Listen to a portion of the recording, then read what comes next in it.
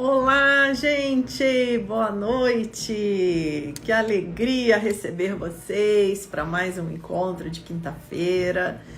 Hoje o nosso assunto vai ser super interessante. Vamos falar do princípio da incerteza e do livre-arbítrio, que é um tema que toca a todos nós, afinal de contas, quem não quer fazer boas escolhas e determinar o seu destino, realizar os seus sonhos, e como que a física quântica vê essa questão, como que a física clássica também, que é o paradigma que nos influencia de modo mais forte até hoje, apesar da física quântica ter mais de 100 anos, isso, na verdade, é um tempo muito curto quando se trata de ciência. A física quântica ainda hoje é vista, ou nem é vista, ou é vista de modo muito superficial no ensino médio. Mesmo na própria graduação de física, a gente só vai ver a física quântica lá nos últimos anos da formação, onde a turma já não tem nem um terço, né? Porque a graduação em física acaba sendo assim, né? A turma começa cheia e o pessoal vai ficando pelo caminho.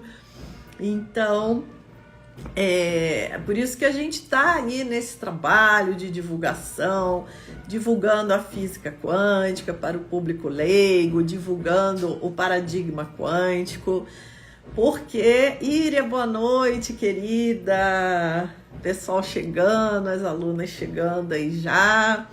Sejam bem-vindos. Quanta gente maravilhosa, gente conhecida, alguns novos que estão chegando agora. Que bom, gente. E o Mário Jorge é o nosso convidado de hoje. O Mário Jorge é um engenheiro, mas, como ele mesmo diz, é um apreciador da física. Por muito pouco não estudou física, também não é um físico.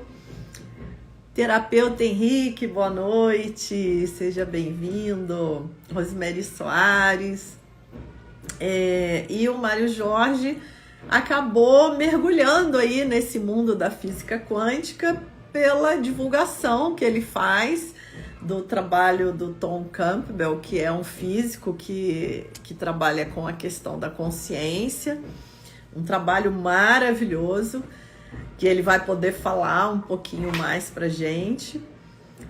O Mário Jorge é um convidado que já esteve aqui em várias lives anteriores. Tem alguns convidados que já são parceiros, né? Porque é um assunto que não acaba, não é uma live, duas, que vai concluir o assunto. Realmente, cada live que a gente faz já deixa um gancho, já fica um assunto para a próxima live. Ele chegando aqui, deixa eu já mandar o convite, só um pouquinho. Então, nós vamos seguindo aí com essa troca, que é super rica, super interessante para vocês. Mário Jorge, boa noite, tudo bom? Boa noite, Eliane, tudo bem com você? Tudo bom, seja bem-vindo mais uma vez, uma alegria sempre quando você aceita o convite e temos essa oportunidade de conversar mais uma vez. Estava falando aqui que você é um físico de vocação, porque assim, eu brinco com o pessoal assim, a gente não se forma em físico, a gente nasce físico, aí depois a gente faz a formação, mas é uma coisa meio que já nasce com a gente, e eu vejo isso agora muito claro com esse trabalho com o público leigo, porque o que chega também de alunos para mim, que são de áreas totalmente diferentes, e a pessoa é um físico, assim, você vê o jeito da pessoa olhar o universo, a curiosidade, aquele brilho no olho, assim. Então, você é um desses.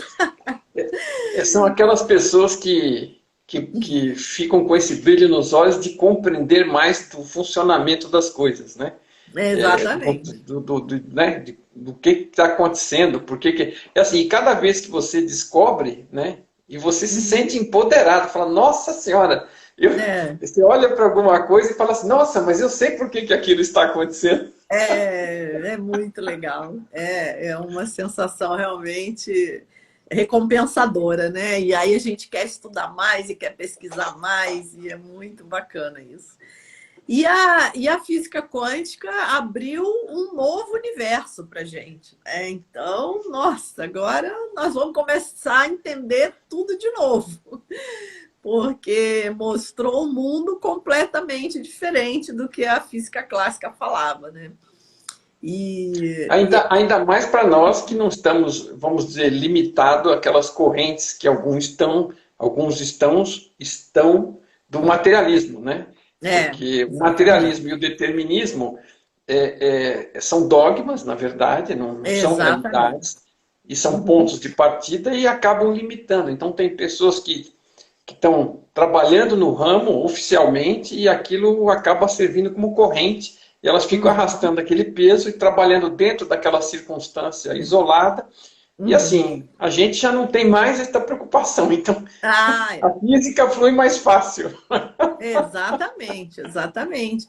Porque eu vejo assim, de um modo muito claro, que a física quântica hoje ela já mostrou tudo em relação à espiritualidade, em relação à consciência, aos processos do universo, nosso papel dentro dele, está tudo muito claro.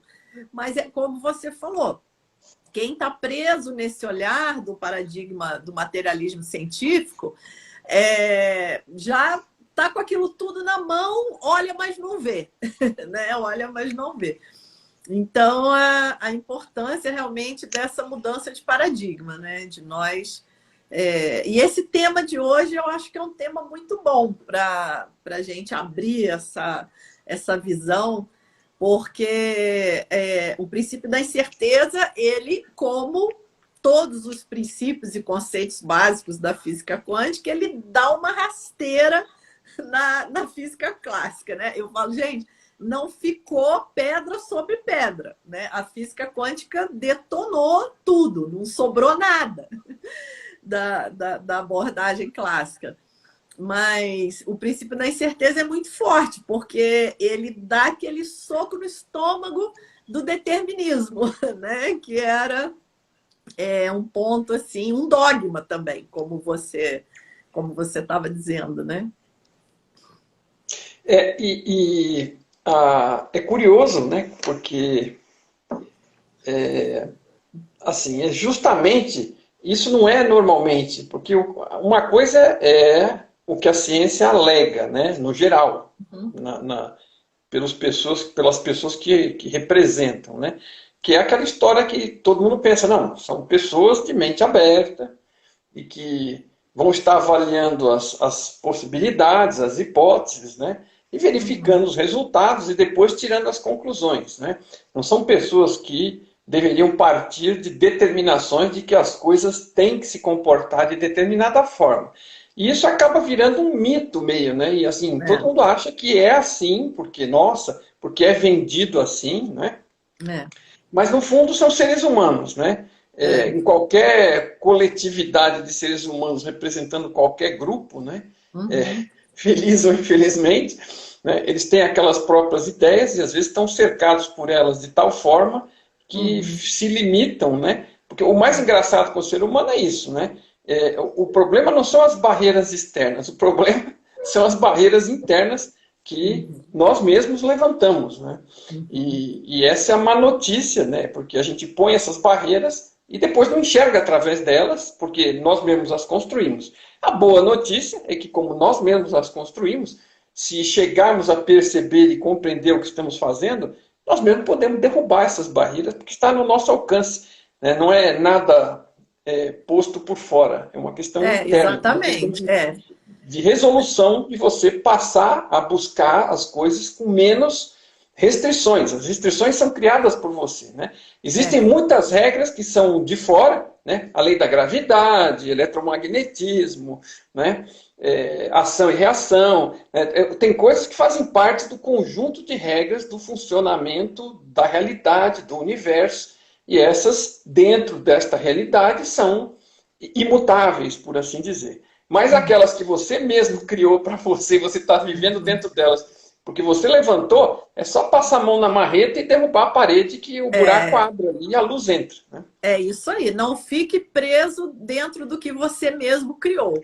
Mas aí é esse ponto que você falou, é tomarmos essa consciência, né, de que nós criamos essas limitações, né, nós criamos um mundo de significados e depois ficamos nos batendo ali dentro, ao invés de simplesmente reconhecer e dar um salto quântico, né, como a gente diz.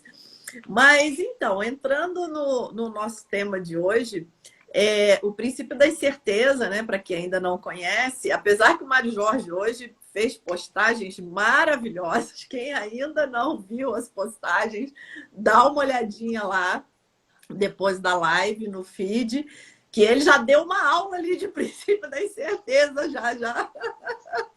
já economizou o meu trabalho, o Mário Jorge hoje. Muito boas as postagens. Porque sempre cabe mais explicações, né? Não são coisas necessariamente transparentes à primeira vista. Então eu sempre gosto de fazer postagens alinhadas com os temas que a gente vai bater papo, porque já dá uma aquecida no motor, né? Com certeza. E muita gente não vê, né? Não obrigatoriamente viram, mas para quem viu, facilita. E quem não viu, vale a pena dar uma olhada. Você também fez alguma coisa a respeito durante a semana aí. Também falei um pouquinho. E você estava falando justamente, né, do principal, que é alguma das conclusões, né? Aquelas conclusões de que as coisas não estão certas como a física clássica determina. A física clássica vê a realidade, a física newtoniana, né, como um relógio, como uma máquina, né, em que você, conhecendo todas as condições atuais, né, em determinado ponto, a coisa é determinada, por isso determinística, né, é material e determinada, e você conseguiria, supostamente, prever qualquer situação, qualquer estado futuro ao longo da evolução no tempo. Mas a coisa não é assim, né? E isso vai estar conectado também com a questão do livre-arbítrio, que é um outro ponto nosso. A gente vai falar um pouquinho da física primeiro, depois a gente fecha com esse paralelo, né? Com a até para dar um suporte, né? Com a nossa vida, com o nosso cotidiano. Porque eu sei que quem vem ouvir a gente quer ouvir um pouquinho sobre a ciência também. Né? É uma coisa que desperta muita curiosidade. E, aliás, aproveitando, gente, porque às vezes eu fico um pouco frustrada nas lives, porque a live é muito rápida, a gente não tem aqui o recurso de mostrar slides. Então, às vezes a coisa não fica assim tão bem explicada como eu gostaria. Então, eu vou aproveitar, convidar vocês. Quem não se inscreveu ainda, na semana que vem eu vou oferecer 4 aulas gratuitas. Vai ser lá pelo YouTube, daí eu vou compartilhar a tela, mostrar slides, imagens. 4 noites para nós fazermos um mergulho nessa introdução à física quântica, o que é um modelo científico. Vocês vão sair, assim, no mínimo, alfabetizados em física quântica. E aí fica muito mais fácil depois, né, Mari, para participar desses bate-papos, né? E aí o horizonte vai só expandindo, é maravilhoso, né? Porque a física quântica, né? Assim, você não precisa ser físico para entender algumas das coisas que acontecem ali e para chegar a compreender algumas das conclusões e dos benefícios, dos resultados possíveis disso, né? E a ideia é sempre, eu tenho certeza que a sua, provavelmente, nesse caso, transmitir as coisas para as pessoas em linguagem comum, que seja de fácil Exatamente. compreensão. Né? Não há necessidade Exatamente. de um curso de matemática avançado antes de participar Exatamente. disso. Essa foi a São... minha motivação mesmo, porque eu falei, gente, Exato. a física quântica é muito preciosa. Ela não pode ficar fechada num departamento de física para uma meia dúzia que entende uma matemática extraterrestre e não precisa, na verdade, porque a gente pode trabalhar a física quântica sem tanta matemática, aliás, sem nenhuma praticamente, né? Claro. Porque o meu trabalho não entra, para não dizer que não entra nada, só entra a equação do Einstein, que todo mundo conhece, está estampada em tudo quanto é camiseta, que é igual, o E igual a MC2. E é isso aí, o Einstein mostra a língua. Tá ele com a língua de fora, o cabelo que nem doido, E e aí a aparece equação. lá, E igual a MC2. E a equação do Planck, que é E igual a H-Ni, que também é uma equação super simples, que é só para entender o que é a quantização. Né? E fora isso, não tem mais matemática nenhuma, vocês podem ficar tranquilos. E mesmo assim, essas equações também nós vamos trabalhar só o sentido qualitativo delas, né? Não vamos entrar com nada matemático. Mas o Heisenberg, ele chegou ao princípio da incerteza por uma questão experimental, onde os físicos perceberam que, na hora de fazer o experimento, não se conseguia chegar a uma medida exata da posição e da velocidade de uma partícula, de um elétron, por exemplo. Então, o Heisenberg, ele diz, não tem como observar sem interferir. Uau, né? Aí já começa essa questão do observador, que é crucial na física quântica. E aí ele coloca isso, não tem como. Quando nós observamos, nós já estamos interferindo naquilo que está sendo observado e o que nós temos como resultado já vai estar dentro de uma incerteza, porque não tem como observar o mundo quântico sem causar algum tipo de interferência. E isso já vai diretamente de encontro ao que a física quântica fala mesmo, né? Que nós somos co-construtores, que não existe um universo separado. O universo ele se cria conjuntamente com o nosso processo de observação. Por isso que a física quântica ela define o universo como um processo de relação. Então, essa ideia, né, de que existe um universo que está lá fora e eu estou aqui separado, isso já caiu por terra, gente. Ciência não fala isso mais. Quem acha que isso é uma descrição científica está lá no século XIX, no século XXI. Do século XX para frente, né, a teoria quântica já mostra outra coisa. E o princípio da incerteza ele também vale para energia e tempo, né? Então, ele também diz que por um tempo muito curto, as partículas podem ter uma variação de energia muito grande. E é por isso que aparecem os pares, partículas e antipartículas, né? Que nós chamamos de partículas virtuais, no vácuo quântico. Porque por um intervalo de tempo muito pequeno, pode haver uma grande variação de energia. Então, aparece ali um par partícula e antipartícula, só que ele aparece, se aniquila e aquilo é tão rápido que nós chamamos de partículas virtuais. Mas daí já vem, né, um pouco dessa movimentação, desse frenesi do vácuo quântico, que os físicos chamam também de espuma quântica. Então, isso tudo são dados científicos, né, coisas que estão aí na literatura, nos artigos. E fala um pouquinho agora, Mário, do como que o My Big Toe fala sobre isso. Eu queria comentar, porque uma das publicações de uma das frases do Heisenberg, que eu não conhecia, né, porque eu dei uma pesquisada em algumas coisas para fazer as postagens, né, sempre procuro alguma coisa correlacionada. E fui, claro, procurar do Heisenberg. E ele falou lá que o caminho só passa... A frase é mais longa, mas a parte que realmente interessa é o caminho só passa a existir quando nós o observamos. E para mim é fantástico, né? Porque fala tudo, uma linguagem normal, que qualquer um entende. E ele está literalmente dizendo, né, e ele não disse isso agora, ele disse isso lá em 1927, no século Olha, passado. Né? Já essa altura, já, com mais 5 anos, já vão ser 100 anos dessa frase. é, E você imaginar que o cara naquela época já tinha essa noção, né? Ainda que eles não tenham chegado a compreender como lidar com isso, mas para ele estava meio evidente que, de alguma forma, o caminho só passa a existir quando nós o observamos. E isso é Maibirito puro, porque uhum, naquela época eles não tinham essa ferramenta, mas hoje nós temos o videogame. Né?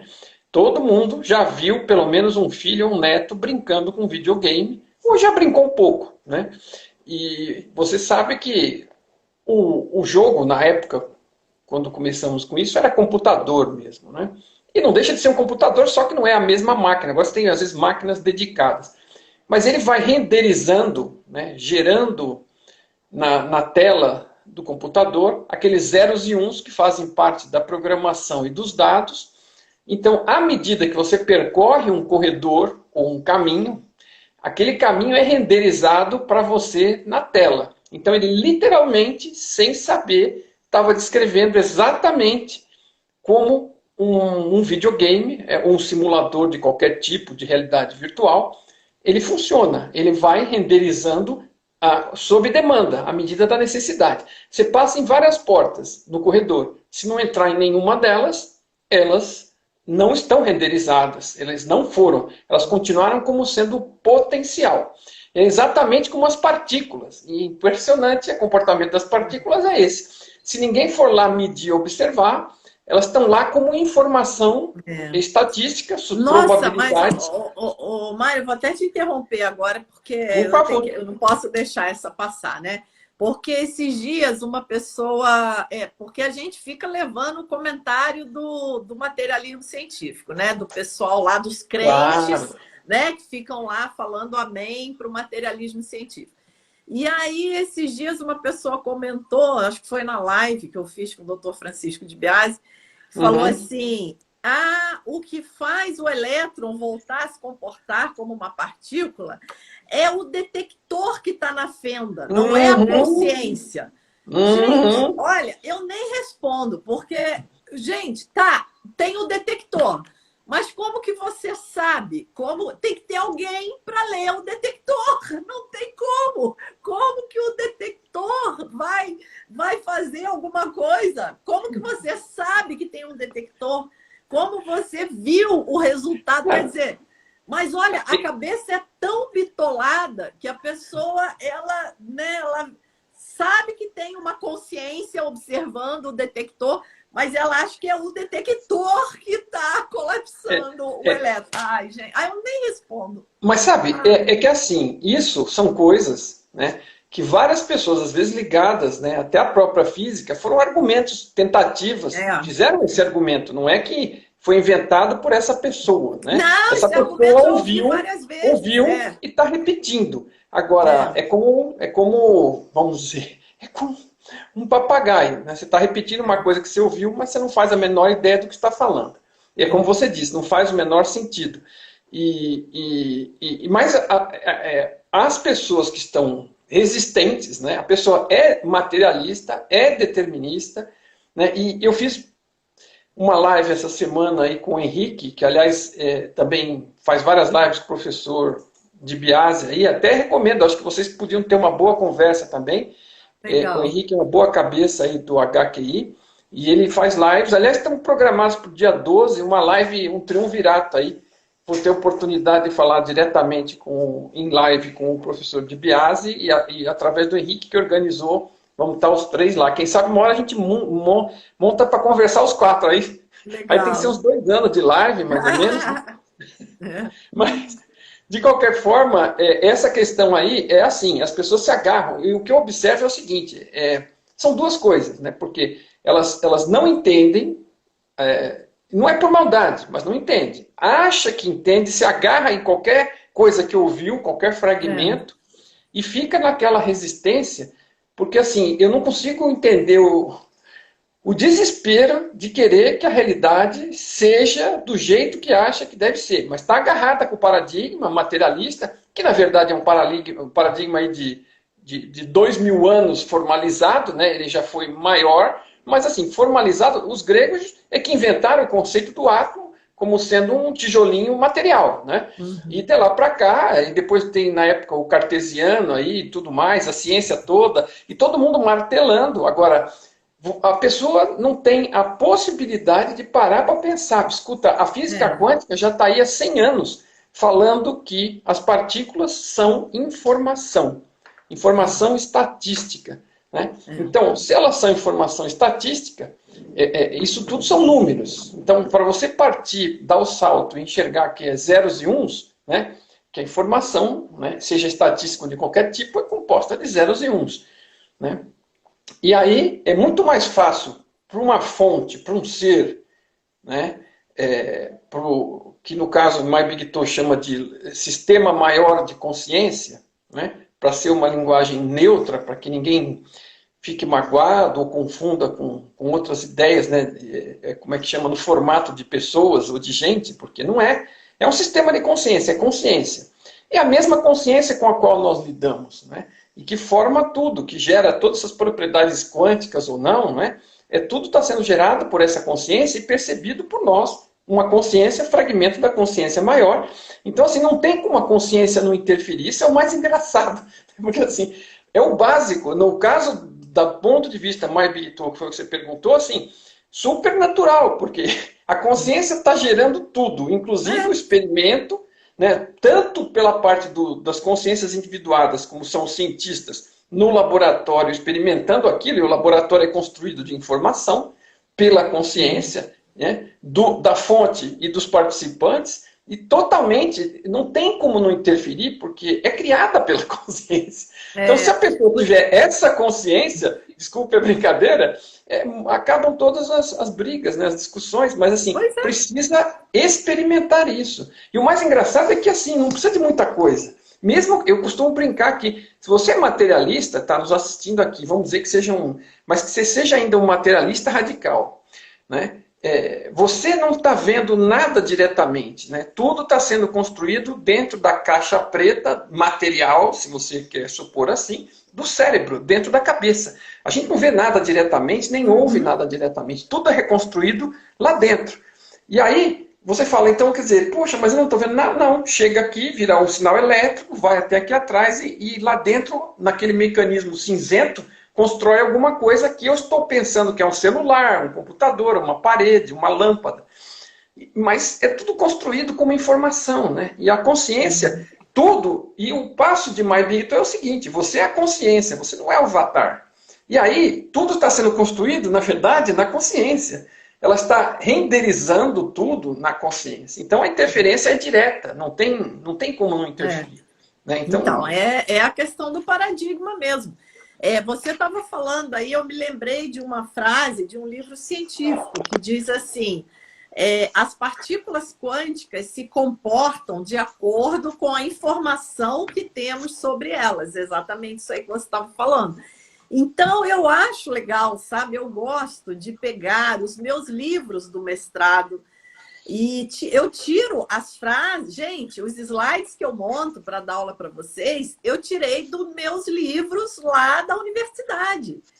E eu não precisei alterar nada. Eu estou dando para vocês a física quântica pura, a ciência pura. Às vezes eu até abro o livro e mostro. Falo aqui, gente, ó, tem uma baita equação embaixo desse texto.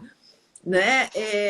Porque eu acho que às vezes as pessoas ouvem místicos falando de física quântica, aí, né, deve achar, esse cara está viajando, ele está inventando, mas não é. Se você pegar lá o livro técnico de física quântica, o livro que a gente estuda, né, no meio acadêmico, você vai ver lá frases como essa, né? As partículas quânticas se comportam de acordo com a informação que nós temos sobre elas. Acabou, cadê o mundo material? Acabou. Não é o que define o comportamento da partícula, é a informação, é uma coisa totalmente abstrata, totalmente sutil, né? Então, a física quântica, ela mostra que o universo, na verdade, é esse universo sutil, né? Esse universo de informação, como você falou. de energia, de frequência, É. e essa parte toda, né? Tudo, se você pegar frequência, é informação, energia é informação, tudo é É. informação, tudo pode ser colocado no formato de alguma equação ou de algum conjunto de dados. Se pode Aham. ser colocado assim, é uma equação. E isso é a maior evidência, uma delas, né, de que a realidade é informacional. Né? Uhum. E a física quântica é a final, porque você chega na partícula.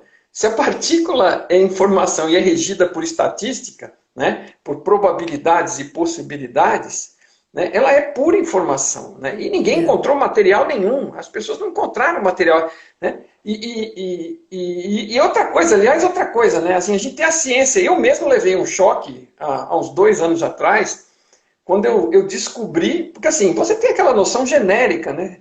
Mas assim, eu nunca tinha me dado conta para ver daquela forma aquela questão as perguntas não respondidas pela ciência até hoje. Então, há uns 10 anos, 15 anos atrás, a revista Science fez 125 anos e listou as principais perguntas da ciência ainda não respondidas. E ranqueou das mais graves até as mais leves, né?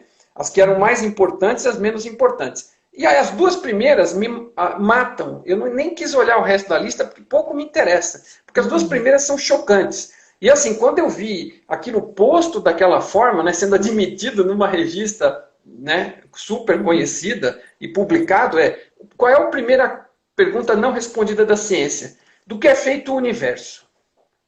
Aí você fica de boca aberta. Aí você fala e vai ver. Não, claro que não sabe. Primeiro, porque o que a gente acha que é matéria, no final vai vasculhar e é informação. Mas a gente ainda acha, quer acreditar firmemente que seja matéria.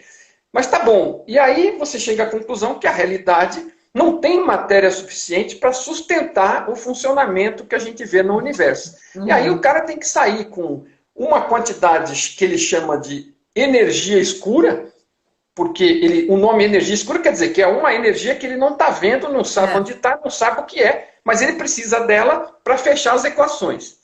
Se eu falar alguma besteira da tua área, você me avisa. E a Uhum. outra parte gigantesca é a matéria escura, que é parente da energia escura, tem a mesma cor, a mesma origem, desconhecida. Então, assim, 95% da realidade é formada por energia escura mais matéria escura. E, sei lá, 5%, eu não lembro a porcentagem exata, mas é por aí, é constituído da matéria que nós conhecemos e que sabemos que é feita de informação. Então, É.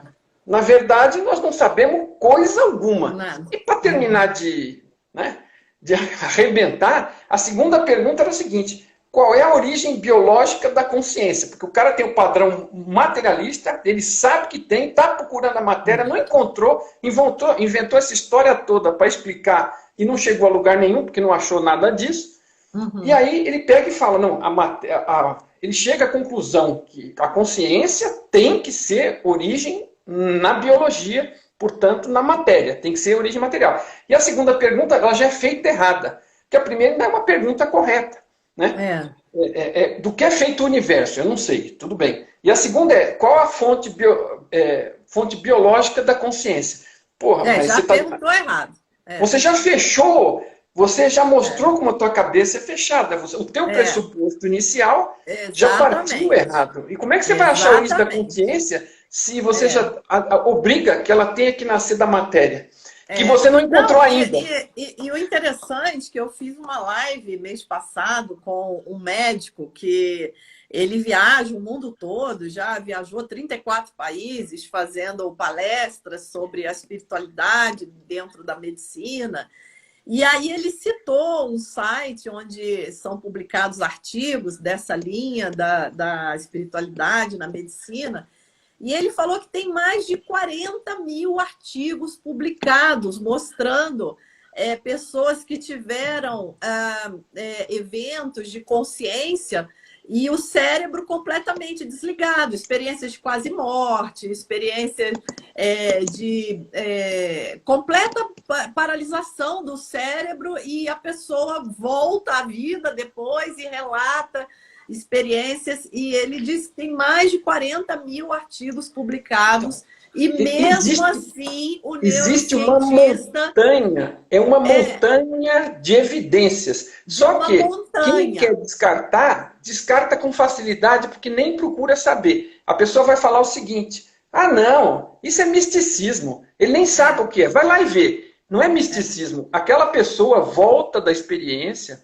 e não é que ela volta dizendo, ah, eu vi o céu, falei com Jesus. Não é esse é, o ponto. Isso aí você podia dizer que a pessoa está alucinando. Aquelas é. pessoas, quando estão naquela situação, em vários relatos, elas visitam salas ao lado, vão Fala tudo ver coisas que os direitinho. médicos estavam conversando, Uhum, sabe, todo tipo de é, coisa, e que ela não tinha acesso no estado em uhum, que ela estava, né? Se você uhum. for totalmente materialista, a pessoa está praticamente morta ali, não tem acesso a nada.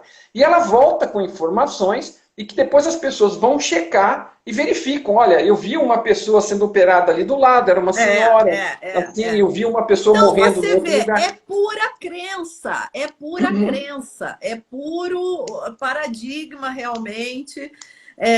Então nós temos que ultrapassar isso, né? Então, voltando aqui para o nosso A tema, né, do incerteza. princípio da incerteza, Eu gostaria que você falasse um não, pouquinho daquilo que você falou na sua postagem, da incerteza gerando realidades, possíveis realidades, né? possíveis Você, realidades, exatamente, porque isso aí vai de link totalmente ao que a gente estava falando, do paradigma, porque foram lá brigar com o Heisenberg, né? Que a física quântica era probabilística e a física sempre foi determinística, e como que a física quântica não podia ser determinística. E aí o Heisenberg me sai com aquela frase que eu adorei ver na sua postagem, que eu acho excelente, a colocação dele, genial, porque ele quebra o paradigma da pessoa, né, que está lá discutindo. Ele diz assim: não é que a física quântica não possa determinar o futuro, né? Porque o que é uma teoria determinística? É uma teoria que, tendo as condições iniciais, você consegue prever o futuro. Então ele diz: não é esse o problema. O problema não é que a física quântica não consiga prever o futuro. O que está errado não é a conclusão, o que está errado é a premissa. A física quântica não define é a condição inicial. Então, nossa, eu achei assim genial, porque ele deu um pulo, ele foi para outra linha de visão, né? Ele enxergou no outro, ele quebrou o é, paradigma da pessoa que estava, e, é, né? e é curioso, porque isso já é meio que uma conclusão do trabalho dele, porque ele verificou que ele não conseguia determinar com precisão todas as características da partícula. Se ele fixasse Exatamente. uma, a outra ficava incerta. Se ele fixasse a Exatamente. outra, esta ficava É, incerta. Por isso que acho que chama incerteza, inclusive.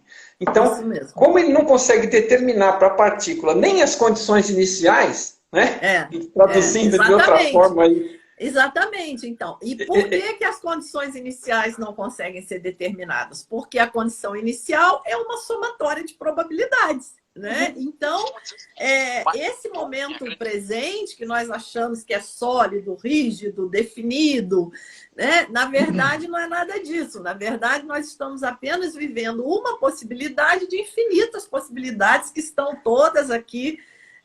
Só que nós não percebemos porque nós estamos desatentos.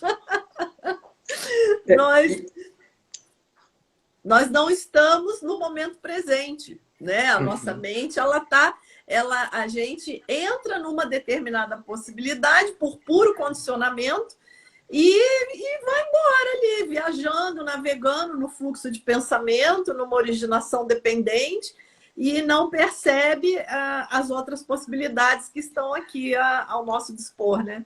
Então, na verdade, nós você, temos você vários. falou desse negócio, me perdoe, eu preciso comentar uma que você está falando, o que você está descrevendo aí agora, me trouxe na mente um trecho de uma palestra do Eckhart Tolle, onde Uhum, ele está falando da mente e ele associa a mente a você ir passear com o cachorro na praia, né? Aquela praia aberta, você está indo com o cachorro está solto, está indo do seu lado. De repente ele fareja alguma coisa e ele faz aquele jeito dele, e aí ele vai, segue isso, aí emenda noutra coisa e vai embora. Né? Então, ele estava dizendo que a mente parecia aquele cachorro Exatamente, perseguindo os exatamente. cheiros dele. Né? E pronto, e foi embora, né? E é assim que a nossa mente funciona, porque se a gente tenta meditar e falar, eu vou ficar aqui 1 minuto com foco na respiração, a gente não consegue, a gente fica 5 segundos, a mente já escapa, né? O cachorrinho que já sentiu um cheirinho de alguma coisa lá e já foi embora, né? Assuntos Então, interessantes não faltam para os é, cachorros que vão saírem farejando. pois Agora, é. outra coisa que eu me lembrei aqui também foi o seguinte, acho que sei lá, nessa altura já deve fazer uns 2 anos também, ou coisa assim.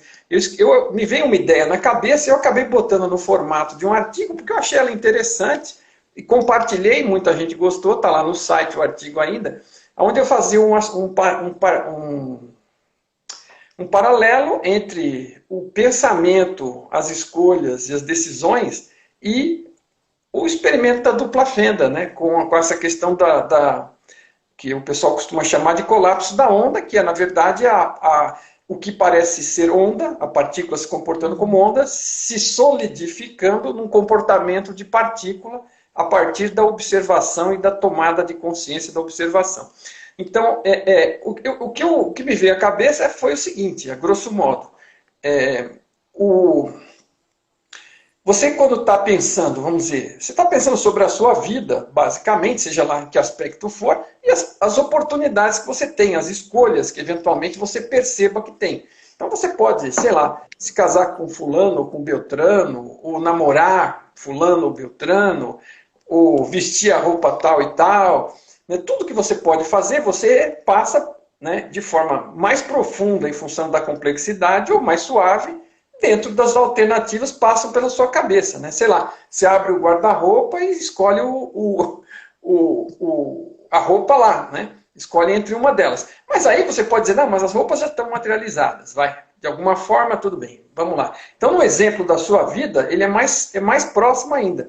Porque você tem aquela nuvem de probabilidades, né, de possibilidades a essa altura, e algumas com maior ou menor probabilidade, em função Uhum. das preferências que você já tenha, e aí você vai escolher um caminho. E a hora que você escolhe, toma a decisão e faz, né, e alguns acham que não tem essa opção, que não estão só assistindo, não sei quem que está decidindo por eles, mas eu tenho certeza, porque eu faço decisões todo santo dia. Eu posso, às vezes, fazer no automático, sem prestar atenção. Ocorre, mas ainda assim a responsabilidade vai ser minha, porque eu fiz no É. automático de qualquer jeito. Agora, quando eu reflito, quando é uma decisão de vida, que eu posso refletir, eu tenho as opções, eu tento enxergar possíveis caminhos para frente, desenrolar daquilo, e aí eu tomo a decisão. Quando eu tomo a decisão, vou na prática lá e faço aquilo, né? Vou lá, assino um contrato, pago um sinal de uma casa, de um apartamento, de um carro, a coisa vai lá e materializa, efetiva. Né? E aí eu tenho que lidar com aquilo, na realidade, como partícula. Aquilo que antes era essa onda no pensamento. Então, eu achei muito curioso, porque assim, na verdade, a nossa cabeça, né, na verdade, a nossa consciência, ela é uma nuvem de potenciais e em função daquelas percepções de alternativas que a gente está tendo. E a gente está aqui e ali, a cada decisão que toma e implementa, está consolidando, está materializando, está colapsando ou renderizando aquelas escolhas no nosso caminho. Né? Ah, muito legal. É maravilhoso, né? Como a gente vê que a coisa vai fechando e vai fazendo sentido. E aí entra a questão do livre-arbítrio, né? E aí, dentro dessas infinitas possibilidades, né? Como é que fica?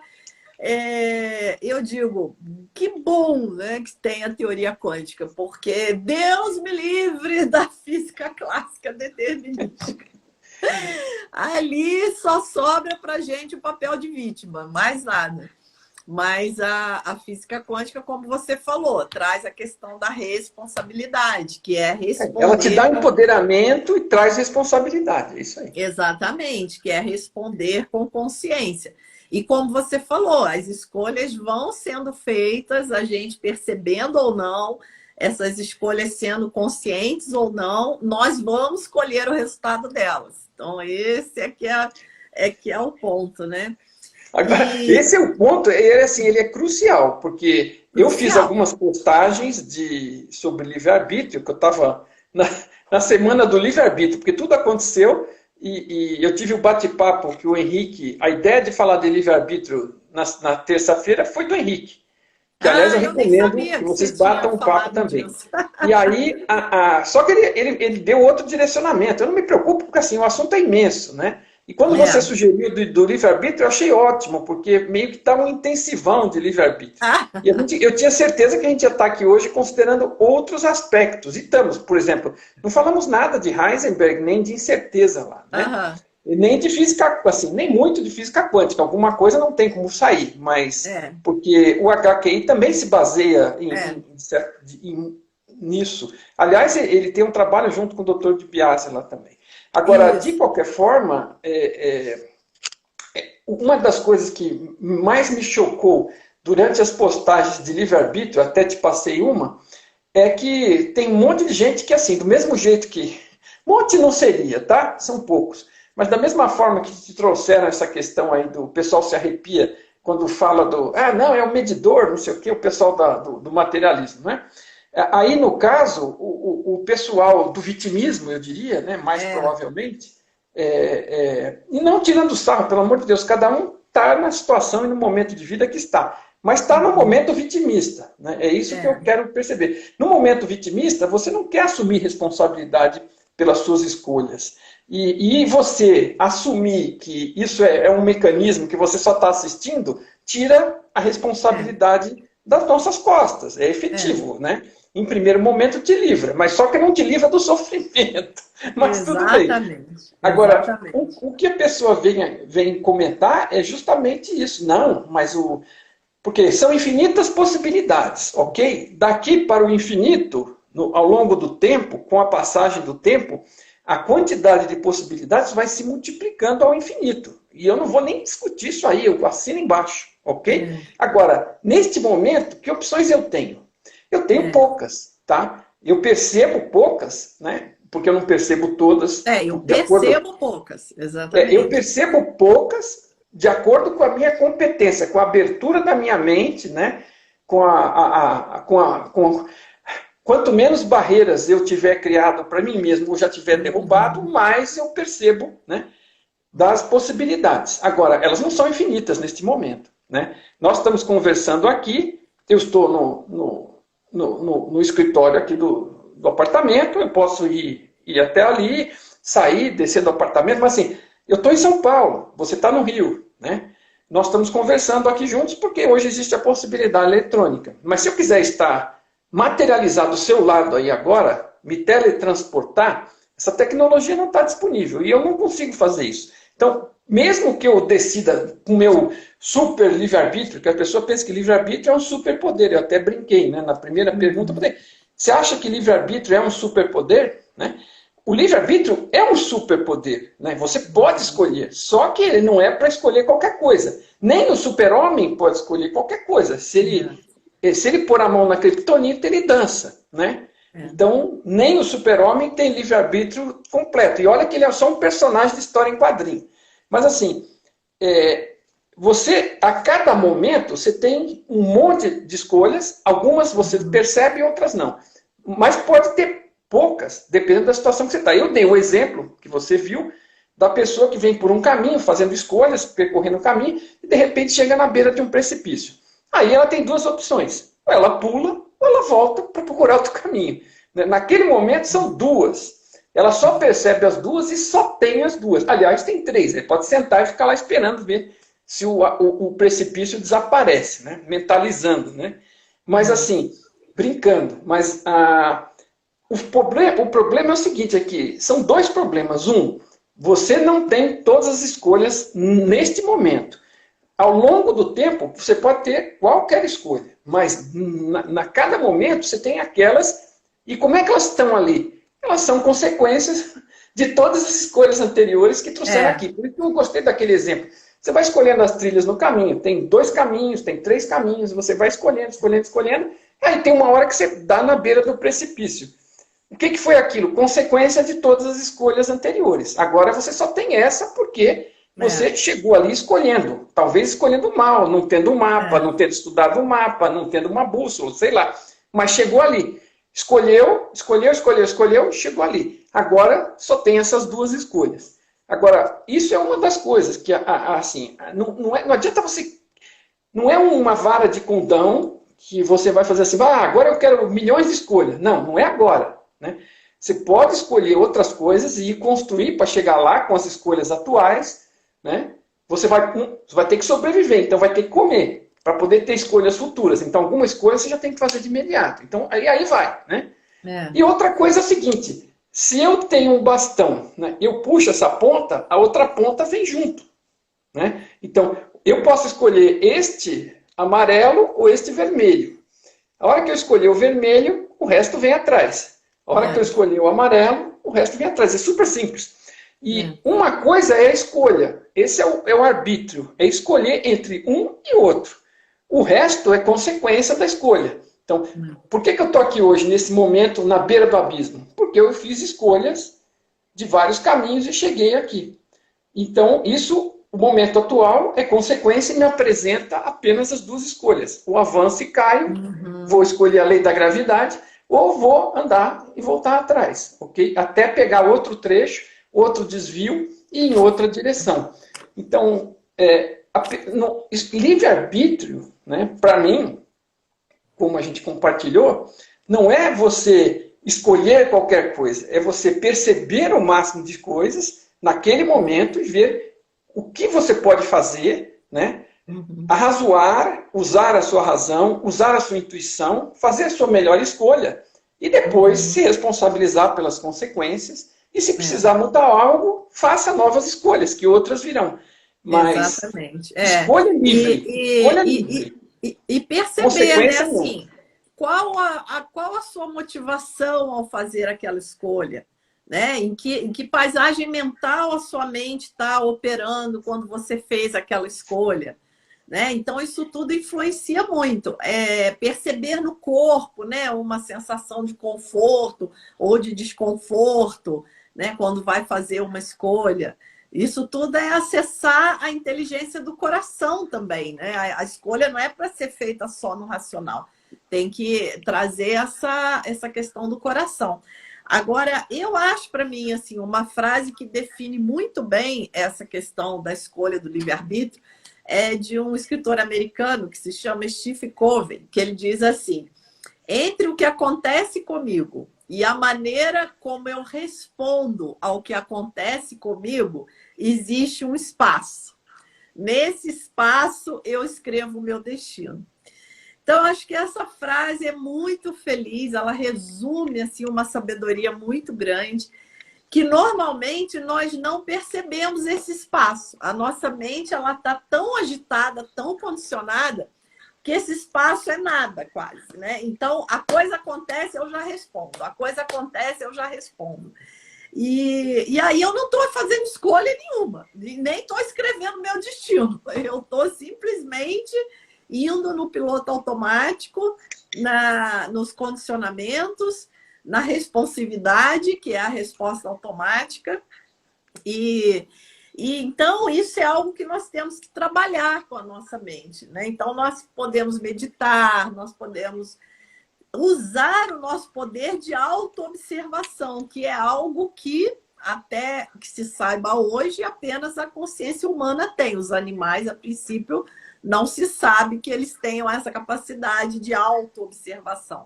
Mas nós temos, né? Nós podemos nos auto-observar, podemos observar o espaço da nossa mente. Só que a gente não faz isso, né? Ninguém ensina, a escola não ensina.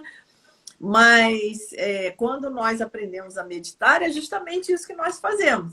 Nós começamos a ver que tem esse espaço, né? Começamos a cultivar esse espaço. E aí nós vamos ter como realmente escrever o nosso destino, né? Ter escolhas conscientes. Mas é preciso que a gente trabalhe um pouquinho, porque a nossa a nossa mente ela não é educada para isso. Infelizmente, nós vivemos numa cultura que nós somos educados cada vez mais para as respostas automáticas, né?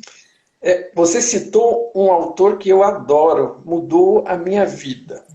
Tá? Eu recebi esse livro de um chefe, um cara muito bacana, muito com uma cabeça assim, preocupada com o ser humano, que é uma coisa rara, né? E eu tive alguns bons chefes ao longo da minha vida, trabalhando na indústria, e um deles me presenteou com esse livro que mudou a minha vida, né?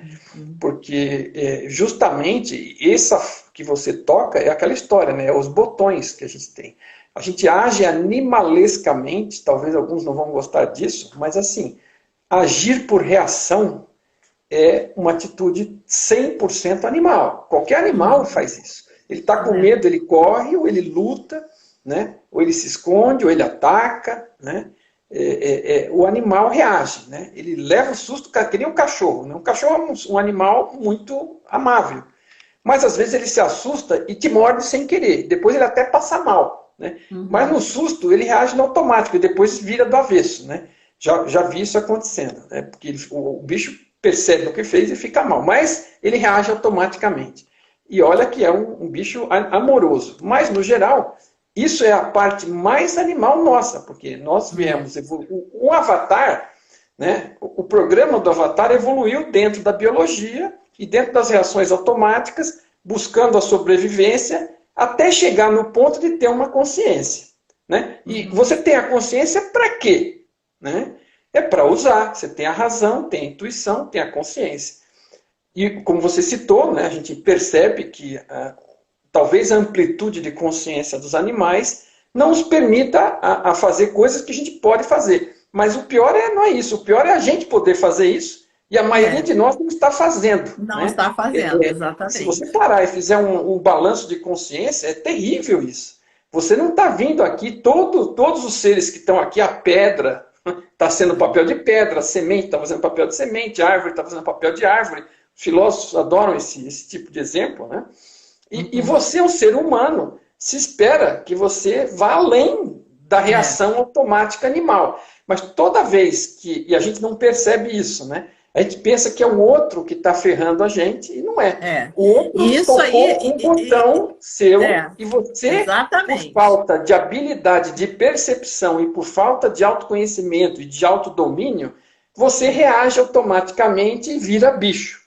Né? Agora, você é um ser humano, então o Stephen Covey deve ser um monge budista, no fundo, não sei, é outra encarnação de um monge budista, apesar de ser vamos dizer, uma espécie de executivo americano, mas é um cara que dá conselhos fantásticos, quem não leu, leia. O livro tem um nome idiota, Os 7 Hábitos da Pessoa de Sucesso. Alguma coisa assim. É coisa americana, é porque é o marketing Isso. Né? Mas assim, o mais engraçado é que é o seguinte, com o passar do tempo, eu fui percebendo que esse livro, porque é um livro de autoajuda, em especial para quem trabalha, e você percebe lendo o livro que é para o seu lado pessoal também. Se você for um pouco mais perceptivo, o que eu fiz? Tudo aquilo que eu fui aprendendo com o livro dele, eu fui pondo em prática no trabalho e pondo em prática em casa, né? E fui recomendando aquele livro para a família, para os amigos, porque assim, muda a sua vida. Muda a sua vida.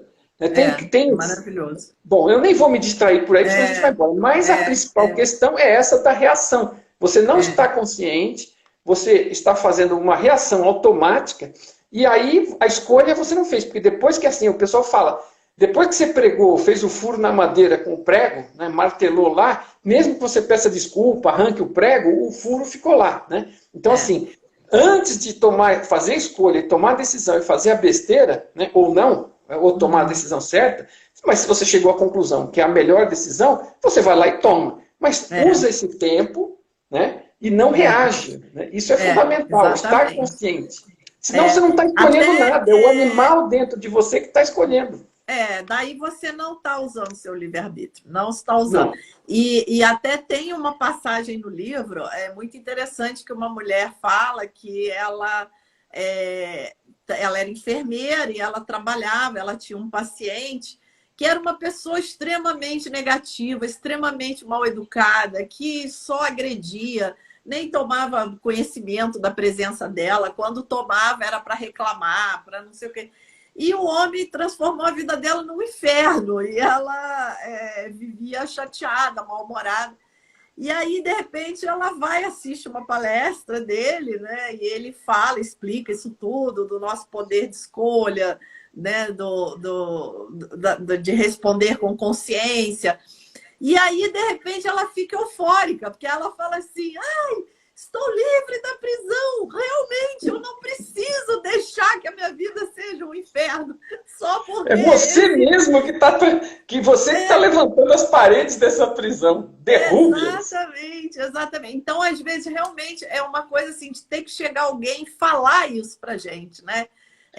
Agora, realmente é a quebra de paradigma. Me vem à mente um exemplo que é interessante, super curto e que pode ser útil para muita gente. Você vai juntando, assim, a vida inteira você vai aprendendo coisas, mas na hora você não tem, às vezes, a visão da dimensão que aquilo tem. Então, esse livro do Stephen Covey foi um divisor de águas para mim lá atrás. Mas antes disso, também, num treinamento da empresa,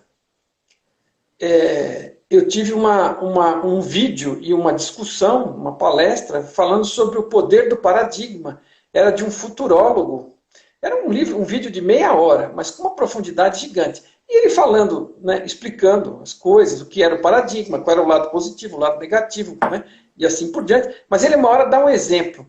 Ele fala assim, né, o cara era um cara de vendas, viajava muito de carro no interior dos Estados Unidos, e um dia ele está indo por uma estradinha de terra, com mato em volta, na hora que ele vai chegando perto de uma curva, vem um carro chacoalhando de um lado para outro, levantando poeira, totalmente descontrolado, e passa uma mulher ralando com o carro dele quase e grita para fora, porco!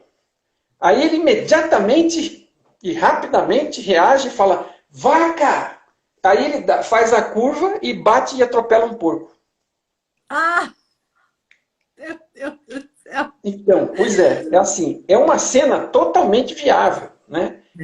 Você está passando, vem alguém descontrolado, xinga você na sua interpretação, apertou o seu botão, você foi rápido e reagiu rapidamente e xingou de volta. E aí, né, se você tivesse sido menos reativo, podia talvez entender que ela estava com o carro descontrolado e tentando avisar você que tinha um porco no caminho. Foi por isso que ela se descontrolou. Mas, infelizmente, você optou por reagir e pagar o preço. É muito importante perceber essa paisagem invisível que molda o nosso olhar. Então, é o que você falou no início. Não é uma coisa fácil, mas nós precisamos perceber esses muros que nós mesmos criamos, esses óculos que nós estamos usando, essas lentes que estão filtrando o mundo que nós estamos vendo. E para isso, só silenciando a mente um pouco, realmente usar essa dádiva que nós temos, que é a autoobservação. E o caminho é esse, porque o caminho da transformação, a porta da transformação, ela só tem maçaneta por dentro, né? Não tem como ninguém abrir para você. É só então, você que vai abrir. Ela está aberta, não está trancada, mas está encostada. Agora você vai precisar ir lá, ter coragem, abrir e ver o que tem lá do lado de fora. Experimentar. Exatamente. Só você que vai poder fazer isso, não tem outro jeito. E, gente, mais uma vez, que eu vi que chegou mais gente depois que eu falei, se inscrevam para as nossas 4 aulas gratuitas da semana que vem. O link está lá na bio, ou pode pedir aí nos comentários. Vão ser 4 noites riquíssimas. Estou oferecendo esse conhecimento para vocês, porque é transformador, né, Mário? Não dá. A gente quer espalhar isso, a gente quer... né, que mais pessoas despertem, que mais pessoas se tornem agentes da transformação também. Mas é uma transformação que começa com a nossa transformação, né? Não adianta a gente querer mudar o que está lá fora sem mexer no único lugar que a gente realmente tem poder, que é aqui dentro, né? O mundo absolutamente vai ser um reflexo do que está dentro de nós, em todos os aspectos, em todos. Exatamente. Então, assim, e outra coisa, o maior livre-arbítrio que a gente tem, porque você pode, no limite, se imaginar trancafiado por qualquer motivo que seja, por um abuso ou por qualquer outra coisa que foi cometida, você pode até se imaginar numa cela trancado, como foi o caso das pessoas num campo de concentração. Mas, assim, preso mesmo, assim, escravidão é só do corpo. Alguém tem uma frase dessa aí, que você pode escravizar meu corpo, mas a minha mente, não. Exatamente. Então, assim, a forma como você escolhe encarar as coisas e como você escolhe agir e não reagir, ela é 100% sua, se você não estiver no automático. Então, é uma prática que, assim, a meditação, a presença, a atenção, a autoobservação, elas vão ajudar. E eu estou atento para isso, eu acordo atento. Não, hoje eu vou me observar e eu não vou reagir. Eu vou pensar, eu vou pôr aquele intervalo de tempo e vou pensar e escolher o que eu vou fazer, e não apenas reagir no automático. Aí acontece a primeira coisa, eu paro, penso e escolho. Acontece a segunda coisa, eu paro, penso e escolho. Mesmo que seja segundos, ok? E aí, em algum momento, você vai ficando cansado, você distrai, mas você percebe ainda que você reagiu e que você podia ter feito diferente. Então, tudo bem.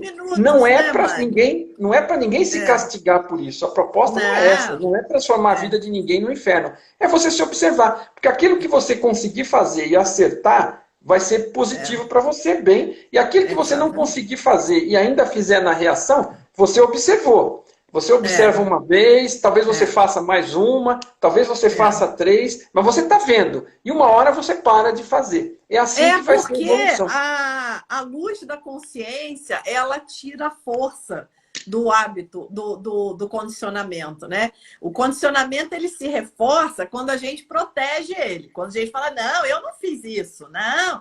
Não, foi o outro. Foi o outro que me obrigou. Mas se você olha aquilo, nada resiste a uma boa olhada, né? Porque a luz da consciência é muito forte, ela dissipa qualquer sombra. E o condicionamento, ele se arrasta pela sombra, ele vai no escondidinho. Quando você acende a luz e olha para ele, ele vai perdendo a força. Então, é isso que você falou. É como a autobiografia, que eu falo sempre, né? Autobiografia em 5 capítulos, né? Ando pela rua, tem um buraco fundo na calçada, caio no buraco. Não é minha culpa, eu levo uma eternidade para sair. Aí no capítulo 2, ando pela rua, tem um buraco fundo na calçada, caio no buraco. Mas é minha responsabilidade, saio rápido. No capítulo 3, ando pela rua, tem um buraco fundo na calçada, caio no buraco, porque é um hábito.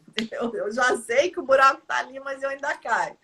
Aí no 4, ando pela rua, tem um buraco fundo na calçada, dou a volta, já não caio no buraco.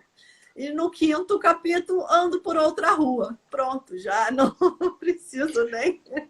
Você sabe que você está falando estava dando essa descrição aí das situações progressivas, e eu me lembrei, assim, quem não leu o livro e quiser ver isso rápido em um filme, se ajudar, assista O Feitiço do Tempo, O Dia da Marmota em inglês. Aí, inclusive, tem essa cena do buraco aí. O cara sai de manhã, sai de manhã do hotel, ele vai pernoitar no hotel e ele sai de manhã para ir fazer a reportagem dele. E ele sai, tem uma calçada e ele dá um passo e enfia o pé no que parece ser a rua, mas é só uma camada de gelo fina, porque tá no inverno, né? E aí ele pisa, o gelo quebra e ele enche o pé na lama. E todo dia, vamos dizer, né? Ele sai, pum, enfia o pé na lama.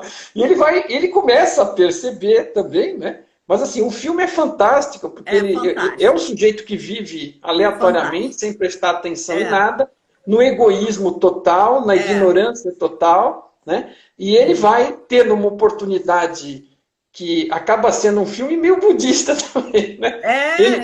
Ele fica naquele círculo, né? Ele força por circunstâncias do roteiro, ele todo dia acorda no mesmo horário do mesmo dia, 6 horas da manhã, com a mesma música no rádio relógio, e ele revive aquele dia até ele sair daquilo por conta dele. É, Mas o filme é fantástico. é Você tem que olhar fantástico, com é calma, fantástico. assistir mais de uma vez. Né? Ele É, está, acho que, inclusive no YouTube, é um filme antigo, é um e filme antigo. vale a É, pena, porque é um aprendizado gigante, viu? gigante. Aquele filme foi muito feliz naquele roteiro, foi muito bom mesmo.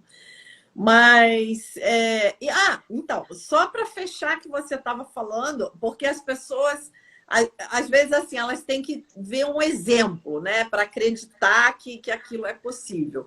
E você falou muito claramente do Viktor Frankl, na verdade, né, que foi um psiquiatra que ficou preso num campo de concentração durante, acho que 13 anos, uma coisa absurda, né? A família toda quase dele foi morta no campo de concentração.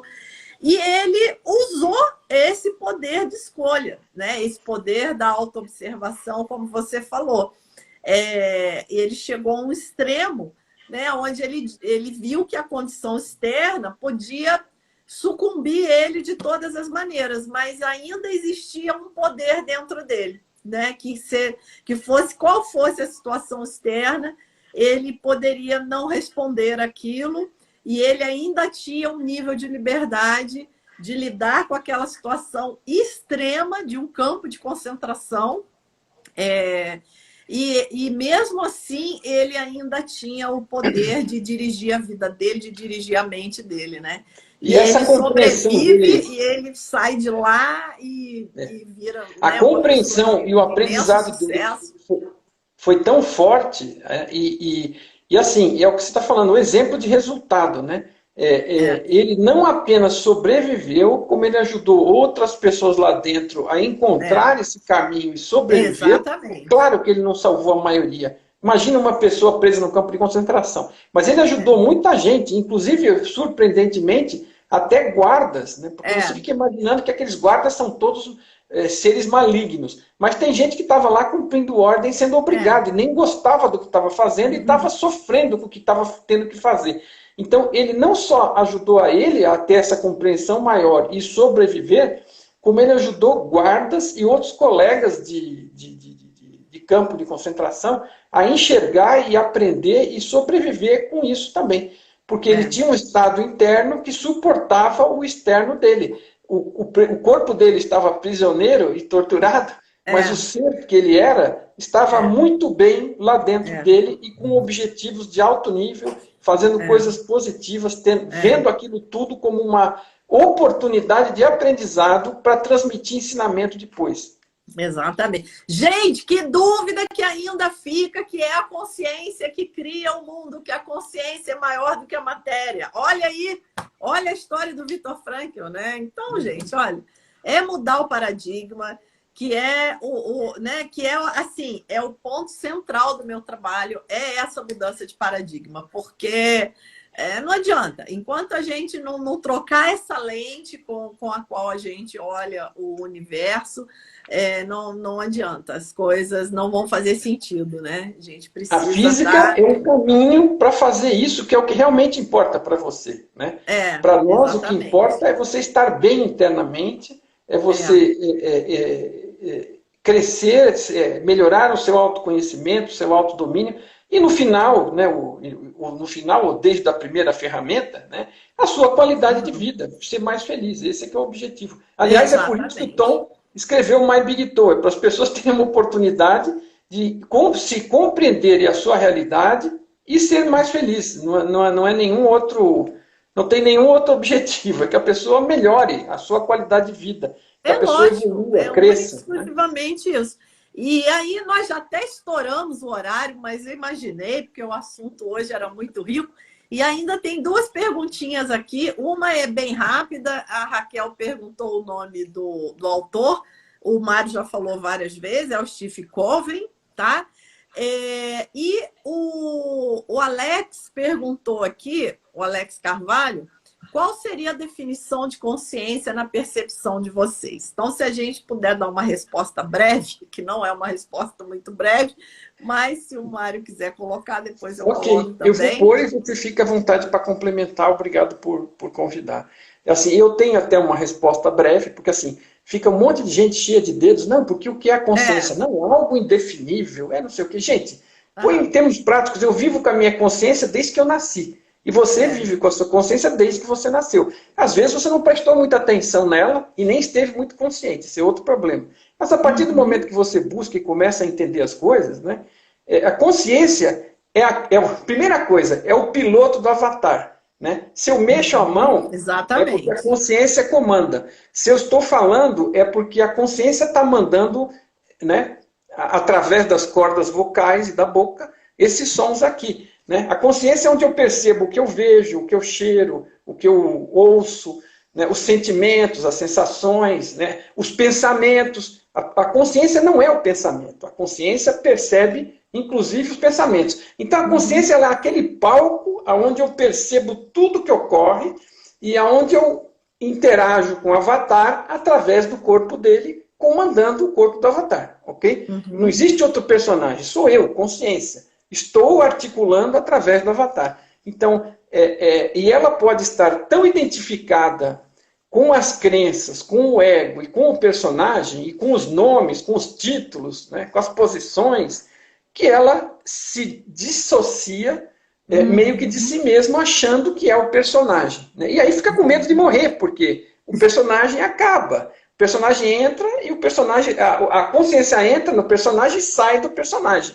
Mas a consciência é o que está vivo. Consciência é sinônimo de vida também. O personagem é temporário, é um pacote de experiência temporário. Ponto. Então, isso, para mim, é consciência, é o que percebe. Né? O que comanda o show, se eu estiver consciente, e se eu não estiver consciente, vai fazer isso de forma inconsciente, identificada, mas ainda vai ser ela, não adianta culpar ninguém. Exatamente. Perfeito, Mário. Sua definição já foi completa. Eu vou só colocar aqui que a consciência, o que ela... Assim, aonde fica o nosso ponto cego é que a consciência ela se divide em observador e objeto. Isso é que a gente ainda não conseguiu pegar. Né? A gente acha que nós somos um observador que experiencia um objeto e que são duas coisas separadas. Mas, na verdade, tudo é fruto da própria consciência, né? Então, mas isso aí é algo experiencial, algo que cada um vai ter o seu insight, né? E vai perceber. Deixa eu ver, acho que apareceu mais uma pergunta. Enquanto isso, só vou falar uma frase. Como diria o Tom, consciência é a fonte, é fundamental. Tudo mais é derivado. Exatamente, tudo acontece nela. Isso aí, o observador, o objeto, é tudo derivado. Só existe a consciência, né?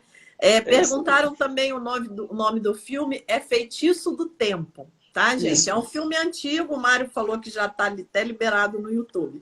Mas é um filme muito legal, realmente. O cara foi muito feliz naquele roteiro. Muito bacana. Feitiço do Tempo. E você me permita, que eu vou acabar sempre esquecendo também na live, mas a minha recomendação é a trilogia My Big Toad, de Tom Campbell, que nos acompanha aqui atrás, que é sobre as regras do jogo, é sobre o funcionamento da realidade, nosso, como a consciência fundamental cria tudo isso e como nós somos co-criadores, como é que interagimos com tudo isso. Então, as regras do jogo servem para que você bata menos cabeça por não entender o que está passando por aí. Ah, que legal. Aí, você lançou a ideia, a Raquel está cobrando agora o encontro de nós quatro, hein, Mário? Agora, vamos ver, né?